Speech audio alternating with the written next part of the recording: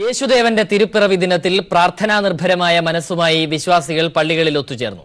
സംസ്ഥാനത്തെ വിവിധ ക്രൈസ്തവ ദേവാലയങ്ങളിൽ നടന്ന പാതിരാ കുർബാനയിൽ പതിനായിരങ്ങളാണ് പങ്കെടുത്തത്. ദേവാലയങ്ങളിലെ പ്രാർത്ഥനാ ചടങ്ങുകൾക്ക് മതമേലധ്യക്ഷന്മാർ കാർമ്മികത്വം വഹിച്ചു. ബത്ലഹേമിലെ പുൽത്തൊഴുത്തിൽ ഉണ്ണിയേശു പിറന്നു വീണതിനെ അനുസ്മരിച്ചും ശാന്തിയുടെയും സമാധാനത്തിന്റെയും സന്ദേശങ്ങൾ പങ്കുവെച്ചുമാണ് ദേവാലയങ്ങളിൽ പാതിരാ കുർബാനയും പ്രത്യേക ശുശ്രൂഷയും നടന്നത്. സുവിശേഷ വായനയ്ക്ക് ശേഷം തിരുപ്പിറവി അറിയിച്ചുകൊണ്ട് പള്ളിമണികൾ മുഴങ്ങി. ഉണ്ണിയേശുവിന്റെ രൂപവുമെടുത്ത് കാർമ്മികർ ദേവാലയം ചുറ്റി നടത്തിയ പ്രദക്ഷിണമായിരുന്നു തിരുപ്പിറവിയുടെ പ്രധാന കർമ്മം. മെഴുകുതിരികൾ കൈകളിലേന്തി വിശ്വാസികളും പ്രദക്ഷിണത്തിൽ പങ്കെടുത്തു. പ്രദക്ഷിണശേഷം കാർമ്മികർ പ്രത്യേകം തയ്യാറാക്കിയ പീഠത്തിൽ ഉണ്ണിയേശുവിന്റെ രൂപം പ്രതിഷ്ഠിച്ചു. എറണാകുളം സെന്റ് മേരീസ് ബസലിക്കയിൽ നടന്ന പ്രാർത്ഥനാ ശുശ്രൂഷകൾക്ക് സീറോ മലബാർ സഭ മേജർ ആർച്ച് ബിഷപ്പ് കർദിനാൾ ജോർജ് ആലഞ്ചേരി മുഖ്യ കാർമ്മികത്വം വഹിച്ചു. സെന്റ് ഫ്രാൻസിസ് അസീസി കത്തീഡ്രലിൽ ആർച്ച് ബിഷപ്പ് ജോസഫ് കളത്തിപ്പറമ്പിൽ ചടങ്ങുകൾക്ക് നേതൃത്വം നൽകി. തിരുവനന്തപുരം പട്ടം സെന്റ് മേരീസ് ബസലിക്കയിൽ കർദിനാൾ ബസേലിയോസ് ക്ലിമ്മീസ് കാതോലിക്ക ബാവയും പാളയം സെന്റ് ജോസഫ് കത്തീഡ്രലിൽ നടന്ന കർമ്മങ്ങൾക്ക് ആർച്ച് ബിഷപ്പ് ഡോക്ടർ എം സൂസഭാക്യവും നേതൃത്വം നൽകി. യാക്കോബായ സഭയിൽ തോമസ് പ്രഥമൻ കാതോലിക്ക ബാവയും ഓർത്തഡോക്സ് സഭയിൽ ബസേലിയോസ് മാർത്തോമ പൗലോസ് ദ്വിതീയൻ കാതോലിക്ക ബാവയും മുഖ്യ കാർമ്മികരായിരുന്നു. ഇതര ക്രൈസ്തവ സഭകളായ മാർത്തോമ CSI സഭകളിലും ക്രിസ്തുമസിനോടനുബന്ധിച്ച് പ്രത്യേക ശുശ്രൂഷകൾ നടന്നു. പാതിരാ കുർബാനയ്ക്കായി പള്ളികളിൽ എത്തിച്ചേർന്ന വിശ്വാസികൾ കുർബാനയ്ക്ക് ശേഷം കേക്ക് മുറിച്ചും പരസ്പരം സമാധാനം ആശംസിച്ചുമാണ് വീടുകളിലേക്ക് മടങ്ങിയത്. വിവിധ ബ്യൂറോകൾക്കൊപ്പം ന്യൂസ് ബ്യൂറോ, കൊച്ചി. സമ്പന്ന രാജ്യങ്ങളിലുള്ളവർ ലളിത ജീവിതത്തിലേക്ക് പോകണമെന്ന് ഫ്രാൻസിസ് മാർപ്പാപ്പ. സെന്റ് പീറ്റേഴ്സ് ബസലിക്കയിൽ ക്രിസ്തുമസ് രാവ് സന്ദേശത്തിലായിരുന്നു മാർപ്പാപ്പയുടെ ഈ ആഹ്വാനം. ലോകത്തെ പാവങ്ങളും പണക്കാരും തമ്മിലുള്ള അന്തരത്തെ പരാമർശിച്ചായിരുന്നു മാർപ്പാപ്പയുടെ സന്ദേശം. പോപ്പ് എന്ന നിലയിൽ ഫ്രാൻസിസ് മാർപ്പാപ്പയുടെ 6ാമത്തെ ക്രിസ്തുമസ് ദിനമാണ് ഇത്. ഈ വർഷത്തെ ക്രിസ്തുമസ് സന്ദേശവുമായി ജെറുസലേമിൽ നിന്നും ഫാദർ സ്ലീബ കാട്ടുമങ്ങാട്ട് കൂടി ചേരുകയാണ്. ഈ വർഷത്തെ ക്രിസ്തുമസ് ആശംസകള് യേശുവിന്റെ തിരുപ്പിറവി ദേവാലയത്തിൽ ഭക്തി നിർഭരമായി ആഘോഷിക്കുകയുണ്ടായി. അപ്പോസ്തോലിക് അഡ്മിനിസ്ട്രേറ്റർ പാത്രിയർക്കീസ് ജെറുസലേമിന്റെ PR ബാറ്റിസ്റ്റ പാലാ പിതാവ് ബേഥലഹേം കവാടത്തിലെത്തിയപ്പോൾ വർണ്ണശബളമായ ഘോഷയാത്രയായി എത്തി സ്വീകരിച്ച് തിരുപ്പിറവി ദേവാലയത്തിൽ പാതിരാ കുർബാനയും അതിനു മുൻപായി പലസ്തീൻ പ്രസിഡന്റ് മുഹമ്മദ് അബ്ബാസിൻ തുടങ്ങി പലസ്തീൻ മിനിസ്റ്റേഴ്സ്, ബേഥലഹേം മേയർ തുടങ്ങി പ്രധാന ആളുകൾ പങ്കെടുത്ത ഒരു പൊതു മീറ്റിംഗ് ഉണ്ടാവുകയും ചെയ്തു. സമാധാനത്തിന്റെയും സന്തോഷത്തിന്റെയും അനുഗ്രഹത്തിന്റെയും അനുഭവത്തിൽ രാത്രി 12 മണിക്ക് പാതിരാ കുർബാനയോടുകൂടെ ക്രിസ്മസിന്റെ എല്ലാ ആഘോഷങ്ങൾക്ക് ദൈവം കരുണ ചെയ്തിടയാക്കിയിട്ടുണ്ട്. സമാധാനവും സന്തോഷവും ഉണ്ടാകുമെന്ന പ്രാർത്ഥനയോടുകൂടെ ഈ വർഷത്തെ ക്രിസ്മസിന്റെ തിരുപ്പിറവി ദേവാലയത്തിൽ ആഘോഷിച്ചു എന്നുള്ളതാണ് ഇവിടെ ബേഥലഹേമിൽ നടന്നതായ അനുഭവം. കൈരളി ചാനലിന് വേണ്ടി ഫാദർ സ്ലീബ കാട്ടുമങ്ങാട്ട്, ബേഥലഹേമിൽ നിന്ന്. ഇനി ശബരിമല വാർത്തകൾ. ശബരിമല വിശേഷങ്ങൾ co powered by Kannur international airport. Kannur അന്താരാഷ്ട്ര വിമാനത്താവളം. കണ്ണൂരിന്റെ ചിറകിൽ നവകേരളം പറക്കും. ശബരിമലയിൽ നട അടയ്ക്കാൻ 2 ദിവസം മാത്രം ശേഷിക്കെ സന്നിധാനത്ത് വൻ ഭക്തജന തിരക്ക്. മണ്ഡലമാസ പൂജകൾക്ക് ശേഷം ഈ മാസം 27-നാണ് നട അടയ്ക്കുന്നത്. പ്രശാന്ത് TP ചേരുന്നു വിവരങ്ങളുമായി. പ്രശാന്ത്, എന്താണ് പൊതുവിലെ ഒരവസ്ഥ? വലിയൊരു ഭക്തജന തിരക്ക് തന്നെയാണ് സന്നിധാനത്തും അതുപോലെ തന്നെ പമ്പയിലും എല്ലാം തന്നെ അനുഭവപ്പെടുന്നത്. പമ്പയിലടക്കം തന്നെ വലിയ തരത്തിലുള്ള നിയന്ത്രണങ്ങൾ രാവിലെ ഏർപ്പെടുത്തിയിരുന്നു. ഇതുവരെയുള്ള കണക്കുകൾ പ്രകാരം 60,000-ലധികം പേർ ഇപ്പോൾ മല കയറി എന്നുള്ളതാണ്. കാരണം രാത്രി 12 മുതൽ ഇതുവരെയുള്ള കണക്കുകളാണ് 60,000-ലധികം പേർ മല കയറി എന്നുള്ളത്. ഇന്നലെ 12 മണി വരെ 1,24,150 പേർ മല കയറി എന്നുള്ള വിവരമാണ് ഇപ്പോൾ നമുക്ക് ലഭ്യമാകുന്നത്. ഇന്നിപ്പോൾ അവധി കൂടി ആയതിനാൽ വലിയൊരു തരത്തിലേക്കുള്ള തിരക്ക് ഉണ്ടാകും. കാരണം രാവിലെ തന്നെ ഇത്തരത്തിലധികം 1,00,000-ലധികം പേർ മല കയറി എന്ന് പറയുമ്പോൾ തന്നെ ഇനിയും തിരക്ക് വലിയ തരത്തിലുണ്ടായേക്കാം. മാത്രമല്ല വിവിധ ഇടങ്ങളിൽ പോലീസ് നിയന്ത്രിച്ച് തന്നെ, കാരണം വലിയൊരു അപകടങ്ങളോ മറ്റോ ഉണ്ടാകാതിരിക്കാൻ നിയന്ത്രിച്ച് തന്നെ ആളുകളെ കയറ്റിവിടുന്ന ഒരു സ്ഥിതിയിലേക്കാണ് കാര്യങ്ങൾ പോകുന്നത്. വലിയ ഒരു തരത്തിൽ തന്നെ ഉള്ള സുരക്ഷാ ക്രമീകരണങ്ങളെല്ലാം തന്നെ പോലീസ് ഇവിടെ ഏർപ്പെടുത്തിയിട്ടുണ്ട്. മാത്രമല്ല ഇവിടെ എത്തുന്ന കുട്ടികളെ അടക്കം പ്രത്യേകം അവരുടെ കയ്യിൽ ടാഗ് എഴുതി ചേർത്തുകൊണ്ട് അവരെ കൊണ്ടുപോകുന്നു. കാരണം വലിയൊരു തിരക്കിനകത്ത് അകപ്പെട്ട് പോകാതിരിക്കാനുള്ള സംവിധാനത്തിന്റെ ഭാഗമായാണ് അവരുടെ പേരും എല്ലാം തന്നെ കുറിച്ച് വെച്ചുകൊണ്ട് ടാഗടക്കം എഴുതിവിടുന്നത്. ഇപ്പോൾ അല്പസമയം അതായത് ഓരോ ഇടത്ത് നിയന്ത്രിച്ച് കൃത്യമായ രീതിയിൽ കയറ്റിവിടുന്നതിനാൽ ആളുകൾ ഇങ്ങനെ ഒഴുകിയെത്തുന്ന ഒരു സാഹചര്യവുമുണ്ട്. എന്നാൽ അപകടങ്ങളോ അല്ല മറ്റ് ഇതൊന്നും ഇല്ലാത്ത രീതിയിലുള്ള മുൻകരുതലും സുരക്ഷയുമില്ല.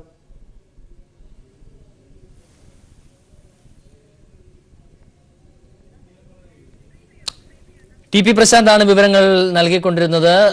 സന്നിധാനത്ത് വൻ ഭക്തജന തിരക്കാണ് അനുഭവപ്പെടുന്നത്. 2 ദിവസം മാത്രമാണ് ഇനി നട അടയ്ക്കാൻ ശേഷിക്കുന്നത്. ഈ അവസരത്തിൽ വലിയ ഭക്തജന തിരക്കാണ് സന്നിധാനത്ത് അനുഭവപ്പെട്ടുകൊണ്ടിരിക്കുന്നത്. കഴിഞ്ഞ ദിവസങ്ങളിൽ നിന്നൊക്കെ വ്യത്യസ്തമായി നിരവധി ഭക്തരാണ് ഇപ്പോൾ ശബരിമലയിലേക്ക് വന്നുകൊണ്ടിരിക്കുന്നത്. ഒപ്പം ഈ ക്രിസ്മസ് വെക്കേഷൻ ആണ് എന്നുള്ളൊരു പ്രത്യേകത കൂടിയുണ്ട്.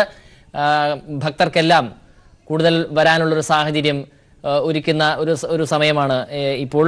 വെക്കേഷൻ കൂടിയായതോടുകൂടി ഭക്തജന തിരക്ക് വലിയ തോതിൽ വർദ്ധിച്ചിട്ടുണ്ട്. പ്രശാന്ത് ഒരിക്കൽ കൂടി പ്രശാന്ത് ചേരുകയാണ്. പ്രശാന്ത് പറയൂ. അതായത് വലിയ തരത്തിലുള്ള തിരക്ക് ഇപ്പോഴും ഉണ്ട്. മാത്രമല്ല ഇപ്പോൾ നിലയ്ക്കലിലെ സ്ഥിതികൾ പരിശോധിക്കുകയാണെങ്കിൽ നിലയ്ക്കലിൽ വലിയൊരു ഗതാഗത കുരുക്ക് ആണ് ഉണ്ടായിരിക്കുന്നത്. കാരണം വലിയൊരു തരത്തിലുള്ള ഭക്തജനങ്ങളുടെ ഒരു ഒഴുക്ക്, അത്തരത്തിൽ വാഹനങ്ങൾ വന്നു കിടക്കുന്നതിന് എരുമേലി മുതൽ നിലയ്ക്കൽ വരെ വലിയ തരത്തിൽ വാഹനങ്ങൾ നിരങ്ങി നീങ്ങുന്ന ഒരു സാഹചര്യമുണ്ട്. നിലയ്ക്കലിലെ പാർക്കിംഗ് ഗ്രൗണ്ടുകളെല്ലാം തന്നെ നിറഞ്ഞ് കവിഞ്ഞിരിക്കുന്നു. അത്തരത്തിൽ വലിയൊരു ഭക്തജനങ്ങളുടെ ഒരു പ്രവാഹം തന്നെയാണ് ഉണ്ടായിരിക്കുന്നത്. അതുകൊണ്ട് തന്നെ ഇത് നിയന്ത്രിക്കാൻ വളരെയധികം ശ്രദ്ധയോടുകൂടി തന്നെ കാര്യങ്ങളിലേക്ക് നീങ്ങുക.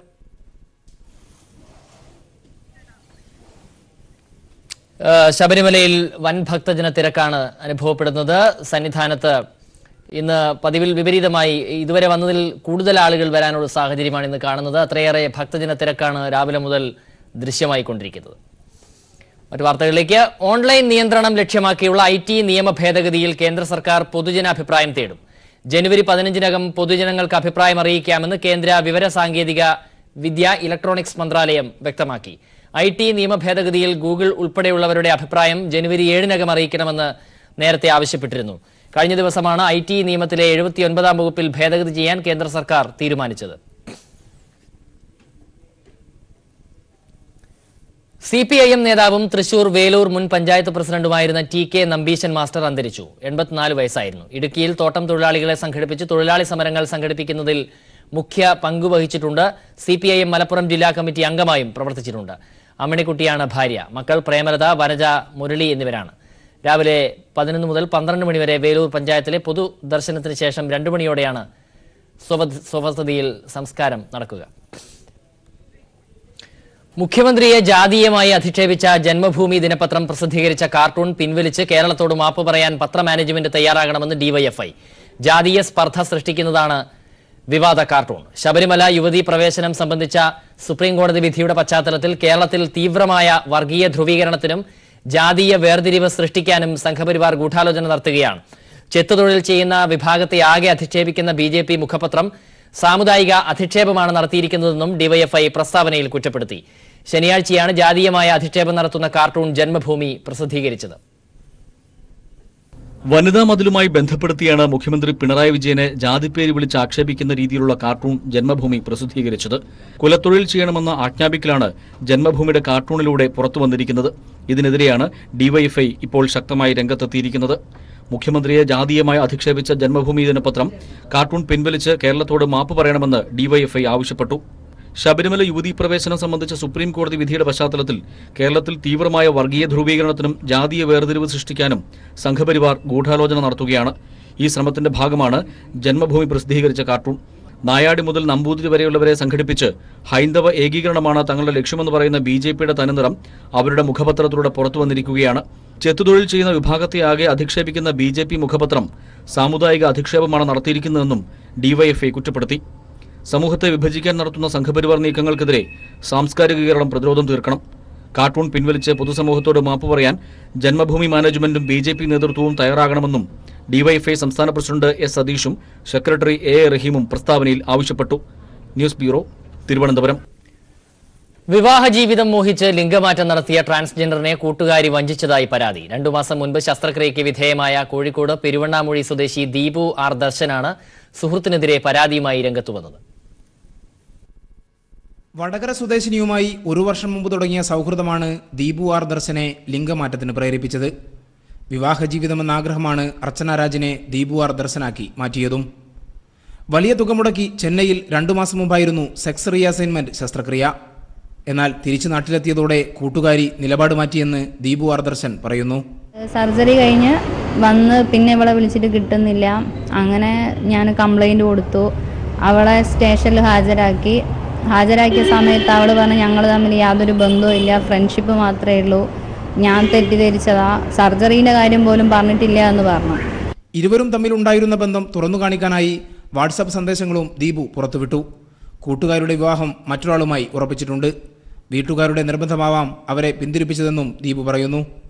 എന്നാൽ സ്വന്തം വീട്ടുകാരുടെ പോലും പിന്തുണയില്ലാതെ ലിംഗമാറ്റം നടത്തിയ ദീപു വലിയ മാനസിക പ്രയാസമാണ് അനുഭവിക്കുന്നത്. ഇപ്പം എൻ്റെ ജീവിതം വന്നിട്ട് വലിയൊരു ചോദ്യചിഹ്നമായിരുന്നു. ഇപ്പം ജീവിക്കാൻ തന്നെ താല്പര്യമില്ലാണ്ട് നിൽക്കുന്ന ഒരവസ്ഥയിലാണ്.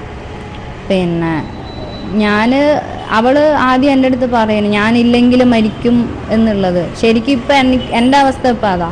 കൂട്ടുകാരിക്ക് വേണ്ടി ഹൈക്കോടതിയിൽ നൽകിയ ഹേബിയസ് കോർപ്പസ് ഹർജി പിൻവലിക്കേണ്ടി വന്നു. പെരുവണ്ണാമൊഴി പോലീസിലും പരാതി നൽകിയിട്ടുണ്ട്.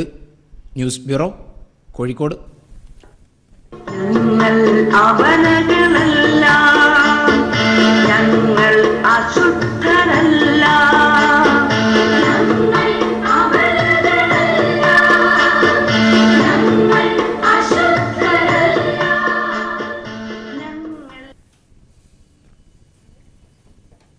ജനുവരി 1 നടക്കുന്ന വനിതാ മതിലിന്റെ പ്രചാരണാർത്ഥം കണ്ണൂർ ജില്ലയിൽ വീടുകളിലും വാർഡ് കേന്ദ്രങ്ങളിലും നവോത്ഥാന ദീപം തെളിയിച്ചു. കണ്ണൂർ ടൗൺ സ്ക്വയറിൽ മന്ത്രി കെ ശൈലജ ടീച്ചർ ദീപം തെളിയിച്ച് ജില്ലാതല പരിപാടി ഉദ്ഘാടനം ചെയ്തു. ജാതിയുടെയും മതത്തിന്റെയും പേരിലുള്ള അന്ധകാരമല്ല, മതനിരപേക്ഷതയുടെയും നവോത്ഥാനത്തിന്റെയും വെളിച്ചമാണ് തെളിഞ്ഞു കത്തേണ്ടത് എന്നാണ് കണ്ണൂർ ജില്ല പ്രഖ്യാപിച്ചത്. കേരളത്തെ ഇരുട്ടിലേക്ക് നയിക്കാൻ അനുവദിക്കില്ല എന്ന മുന്നറിയിപ്പുമായി വീടുകളിലും വാർഡ് കേന്ദ്രങ്ങളിലും നവോത്ഥാന ദീപം തെളിഞ്ഞു. വനിതാ മതിൽ സംഘാടക സമിതിയുടെ നേതൃത്വത്തിലാണ് നവോത്ഥാന ദീപം തെളിയിച്ചത്. കണ്ണൂർ ടൗൺ സ്ക്വയറിൽ ദീപം തെളിയിച്ച് മന്ത്രി കെ ശൈലജ ടീച്ചർ പ്രചാരണ പരിപാടി ഉദ്ഘാടനം ചെയ്തു. തെറ്റായിട്ടുള്ള എല്ലാ കാര്യങ്ങളും, മനുഷ്യത്വരഹിതമായിട്ടുള്ള എല്ലാ കാര്യങ്ങളും അവസാനിപ്പിച്ചുകൊണ്ട് കഴിഞ്ഞ നൂറ്റാണ്ടിൻ്റെ ഇരുട്ട് അകറ്റിക്കൊണ്ട് കൂടുതൽ പ്രകാശമാനമായിട്ടുള്ള ഒരു സമൂഹത്തിലേക്ക് അടിവെച്ചടുക്കുന്നതിനും നമ്മുടെ പുതിയ തലമുറയെ വെളിച്ചത്തിലേക്ക് നയിക്കുന്നതിനും വേണ്ടിയാണ് ഈ വനിതാ മതിൽ തീർക്കുന്നത്. വീടുകളിലും വാർഡ് കേന്ദ്രങ്ങളിലും നവോത്ഥാന ദീപം തെളിയിച്ചു. ജനുവരി 1 നടക്കുന്ന വനിതാ മതിൽ വൻ വിജയമാക്കുമെന്ന് നവോത്ഥാന ദീപം തെളിയിച്ചവർ പ്രഖ്യാപിച്ചു. ജില്ലാ കളക്ടർ മീർ മുഹമ്മദ് അലി, ജില്ലാ panchayat president KV Sumesh, mayor EP Latha തുടങ്ങിയവർ ടൗൺ സ്ക്വയറിൽ നടന്ന പരിപാടിയിൽ പങ്കെടുത്തു. News bureau, Kannur. പലതരത്തിലും സ്ത്രീകൾ കടുത്ത അപമാനവും വിവേചനവും നേരിടുന്ന കാലഘട്ടത്തിൽ വനിതാ മതിൽ വൻ വിജയമാക്കേണ്ടത് ഓരോ സ്ത്രീയുടെയും കടമയാണെന്ന് നാടക പ്രവർത്തകയും കേരള സംഗീത നാടക അക്കാദമി പുരസ്കാര ജേതാവുമായ രജിത മധു. ചരിത്രബോധമില്ലാത്തവരാണ് വനിതാ മതിലിനെ എതിർക്കുന്നത്. ഇത് ഇന്ന് നമ്മൾ അനുഭവിക്കുന്ന എല്ലാ സ്വാതന്ത്ര്യവും ഇതുപോലുള്ള പോരാട്ടങ്ങളിലൂടെ നേടിയതാണെന്ന കാര്യം മറക്കരുതെന്നും സംസ്ഥാന സർക്കാരിന്റെ വനിതാ രത്ന പുരസ്കാര ജേതാവ് കൂടിയായ രജിത മധു പറഞ്ഞു. സ്ത്രീകൾക്ക് വളരെ പ്രാധാന്യമുള്ള ഒരു ദിവസമാണ് ഇപ്പോൾ ജനുവരി 1 വന്നു ചേരുന്നത്. അതിനുവേണ്ടി നമ്മൾ എല്ലാവരും കാത്തിരിക്കുകയാണ്. കാരണം ഇന്നത്തെ സമൂഹത്തിൽ സ്ത്രീകളുടെ അശുദ്ധിയെക്കുറിച്ചും മാർത്തവത്തെക്കുറിച്ചും ചർച്ച ചെയ്ത് സ്ത്രീകൾ എത്രമാത്രം അപമാനിക്കാൻ പറ്റുന്നോ അത്രയും അപമാനിച്ചു കൊണ്ടിരിക്കുകയാണ് പല ആൾക്കാരും. അപ്പോൾ അതിനെതിരെ നമുക്ക് ശക്തമായി മുന്നോട്ട് വരാനുള്ള ഒരു വൻ മതിലാണ് നമ്മൾ തീർക്കാൻ പോകുന്നത്. അതിനുവേണ്ടി കാത്തിരിക്കുകയാണ്. പണ്ട് കാലത്ത് ഇന്ന് നമ്മൾ അനുഭവിച്ചു കൊണ്ടിരിക്കുന്ന ഈ സ്വാതന്ത്ര്യമൊന്നും നമ്മൾ നേടിയെടുത്തതല്ല എന്ന് നമുക്ക് എല്ലാവർക്കും അറിയാം. ഇതിനു വേണ്ടി പ്രയത്നിച്ച ഒരുപാട് പേരുണ്ട്, രക്തസാക്ഷികളായവർ. അവരൊക്കെ നേടിത്തന്ന സ്വാതന്ത്ര്യത്തിലൂടെയാണ് നമ്മൾ ഇന്ന് നടന്നു പോകുന്നത്. മാറുമറക്കാനും മുട്ടിന് താഴെ മുണ്ടുടുക്കാനും ചെരുപ്പിടാനും അങ്ങനെ എന്തെല്ലാം കാര്യങ്ങളാണ് സമരത്തിലൂടെ നമ്മൾ നേടിയെടുത്തത്. ആ കാര്യങ്ങളെയൊക്കെ മറന്നുകൊണ്ടാണ് ഇന്ന് ചിലര് എന്താ പറയുക സ്ത്രീകൾക്കെതിരെയുള്ള ഈ അക്രമങ്ങൾ തുറന്നു കാണിക്കുന്നത്. ജനങ്ങളെ ഭിന്നിപ്പിച്ചുകൊണ്ട്, വിശ്വാസത്തിന്റെ പേരിൽ ജനങ്ങളെ ഭിന്നിപ്പിച്ചുകൊണ്ട് രാഷ്ട്രീയ മുതലെടുപ്പ് നടത്തുന്നവരെ നമ്മൾ തിരിച്ചറിഞ്ഞേ പറ്റൂ. ഇനിയും നമുക്കിതൊന്നും കണ്ടും കേട്ടും സഹിച്ചിരിക്കാൻ പറ്റില്ല. അതുകൊണ്ട് തന്നെ ലിംഗസമത്വം വേണം, സ്ത്രീ സമത്വം വേണം എന്ന് ഞങ്ങൾ കേരളത്തെ പിന്നോട്ടല്ല മുന്നോട്ടാണ് നയിക്കേണ്ടത് എന്ന മുദ്രാവാക്യം ഉയർത്തിപ്പിടിച്ചുകൊണ്ട് തന്നെ കേരളത്തിൽ മതിലെല്ലാം കോട്ട തന്നെ പണിയണം. ശബരിമലയിൽ നടയടയ്ക്കാൻ 2 ദിവസം മാത്രം ശേഷിക്കെ സന്നിധാനത്ത് വൻ ഭക്തജന തിരക്കാണ്. വിഷ്ണു ചേരുന്നു അവിടെ നിന്നും. വിഷ്ണു, എങ്ങനെയാണ് അവിടുത്തെ കാര്യങ്ങൾ? സുരരാജ്, കഴിഞ്ഞ കുറച്ച് മണിക്കൂറുകളായി തന്നെ വലിയ രീതിയിലുള്ള ഭക്തജന പ്രവാഹമാണ് സന്നിധാനത്തേക്ക് നടന്നുകൊണ്ടിരിക്കുന്നത്. ഏകദേശം 1.5 ലക്ഷത്തിലധികം ഭക്തർ പമ്പ വഴി തന്നെ ഇപ്പോൾ സന്നിധാനത്തെത്തിയിട്ടുണ്ട്. അതിനു കൂടാതെ തന്നെ പരമ്പരാഗത കാനനപാതയിലൂടെ വരുന്നവരുടെ എണ്ണം വേറെയാണ്. എന്തായാലും കഴിഞ്ഞ കുറച്ച് മണിക്കൂറുകളായി ദർശനത്തിന് വേണ്ടി വരി നിന്നുകൊണ്ടിരിക്കുന്ന ഭക്തന്മാരാണ് ഇപ്പോൾ നമുക്കൊപ്പം ഇവിടെ കാണാൻ കഴിയുന്നത്. നമുക്കറിയാം, ചെറിയ കുട്ടികൾ ഉൾപ്പെടെയുള്ള നിരവധി പേർ ഇപ്പോൾ ഈ ഒരു ശബരിമലയിൽ വരി നിന്നുകൊണ്ടിരിക്കുന്നുണ്ട്. സ്വാമി, കടലൂർ തമിഴ്നാട് இங்கயா நேற்று வந்தோம். பம்பையில் இருந்தோம் நேற்று. போலீஸ் எல்லாம் சுமாராக தான் இருந்தாங்க. அந்த லைனில் தான் இது பண்ணி விட்டாங்க. പോലീസിന്റെ അതുപോലെ തന്നെ പോലീസ് ക്രമസമാധാനം പാലിച്ചുകൊണ്ടിരിക്കുകയാണ്. അതോടൊപ്പം തന്നെ ദേവസ്വം ബോർഡും ഭക്തർക്ക് ആവശ്യമായിട്ടുള്ള സഹായങ്ങൾ ചെയ്തുകൊണ്ടിരിക്കുന്നുണ്ട്. ഏതായാലും ഭക്തജന തിരക്ക് നടയടക്കാൻ 2 ദിവസം മാത്രം ശേഷിക്കെ വലിയ രീതിയിലാണ് ഇപ്പോൾ സന്നിധാനത്ത് നടക്കുന്നത്. എന്തായാലും നമുക്കിപ്പോൾ കാണാൻ കഴിയുന്നത് പോലെ തന്നെ നിരവധി കുട്ടികൾ ഉൾപ്പെടെയുള്ള കൊച്ചു ബാലികമാരും അതുപോലെ തന്നെ സ്വാമിമാരും എല്ലാം തന്നെ ഇവിടെയുണ്ട്. അവരെല്ലാം തന്നെ അതെ, നിരവധി ഒരുപാട് ബുദ്ധിമുട്ടുകളുണ്ട്. അത് ഈ ഇത്രയും നേരം വരി നിൽക്കുന്നതിൽ നിരവധി ബുദ്ധിമുട്ടുകളുണ്ട്. എന്നിരുന്നാൽ തന്നെയും തങ്ങൾക്ക് സ്വാമിയെ ദർശനം ചെയ്തതിന് ശേഷം മാത്രമേ ഇവർക്ക് ഇവിടെ മടങ്ങൂ എന്ന് മാത്രമേ നമുക്കിപ്പോൾ പറയാൻ കഴിയുകയുള്ളൂ. എന്തായാലും ഇപ്പോൾ നമുക്ക് കാണാൻ കഴിയുന്ന പോലെ തന്നെ കാത്തുനിൽപ്പിന്റെ അല്ലെങ്കിൽ ഭക്തിയുടെ ആ ഒരു സന്തോഷം ഓരോരുത്തരുടെയും മുഖത്തുണ്ട്. എത്ര നേരം വരി നിന്നു ഇവിടെ? എത്ര നേരം വരി നിന്നു? രാവിലെ 3 മണിക്ക് വന്നു.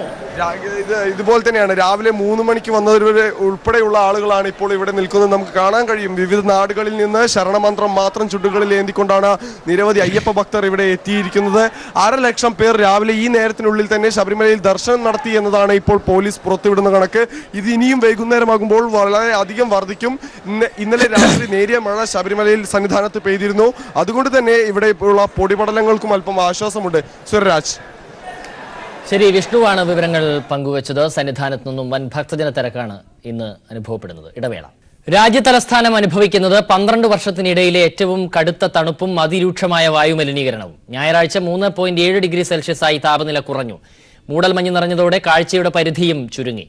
സുപ്രീംകോടതി നിയോഗിച്ച പരിസ്ഥിതി മലിനീകരണ നിയന്ത്രണ അതോറിറ്റി വായുമലിനീകരണം നിയന്ത്രിക്കുന്നതിനുള്ള നിർദ്ദേശങ്ങൾ പുറപ്പെടുവിച്ചിട്ടുണ്ട്. 12 വർഷത്തിനിടയിലെ ഏറ്റവും കടുത്ത തണുപ്പും അതിരൂക്ഷമായ വായുമലിനീകരണവുമാണ് രാജ്യതലസ്ഥാനം നേരിടുന്നത്. 3.7 ഡിഗ്രി സെൽഷ്യസായിരുന്നു ഇന്നലെ രേഖപ്പെടുത്തിയ താപനില. ഈ മാസം രേഖപ്പെടുത്തിയ ശരാശരി താപനിലയായ 4 ഡിഗ്രിയിലും കുറവാണിത്. മൂടൽമഞ്ഞ് നിറഞ്ഞതോടെ കാഴ്ചപരിധിയും കുറഞ്ഞു. ഇതിനു മുൻപ് 2007 ഡിസംബറിൽ 3.9 ഡിഗ്രി സെൽഷ്യസ് രേഖപ്പെടുത്തിയിരുന്നു. അതിനേക്കാൾ കുറവാണ് ഇന്നലെ രേഖപ്പെടുത്തിയത്. തണുപ്പിന് പിന്നാലെ മലിനീകരണ തോതും വർദ്ധിച്ചു. 449 മലിനീകരണ നിയന്ത്രണ ബോർഡിന്റെ സൂചികയിൽ രേഖപ്പെടുത്തിയ മലിനീകരണത്തിന്റെ തോത്. അടുത്ത 4 ദിവസം വീടിന് പുറത്തിറങ്ങുന്നതും സ്വകാര്യ വാഹനങ്ങൾ ഉപയോഗിക്കുന്നതും കുറയ്ക്കണമെന്ന് ബോർഡ് നിർദ്ദേശം നൽകിയിട്ടുണ്ട്. പുതുവത്സര ആഘോഷങ്ങൾ കഴിയുന്നതോടെ മലിനീകരണ തോതും കൂടും. സുപ്രീംകോടതി നിയോഗിച്ച പരിസ്ഥിതി മലിനീകരണ നിയന്ത്രണ അതോറിറ്റിയും വായുമലിനീകരണം നിയന്ത്രിക്കാനുള്ള നിർദ്ദേശങ്ങൾ നൽകിയിട്ടുണ്ട്. News bureau, Delhi.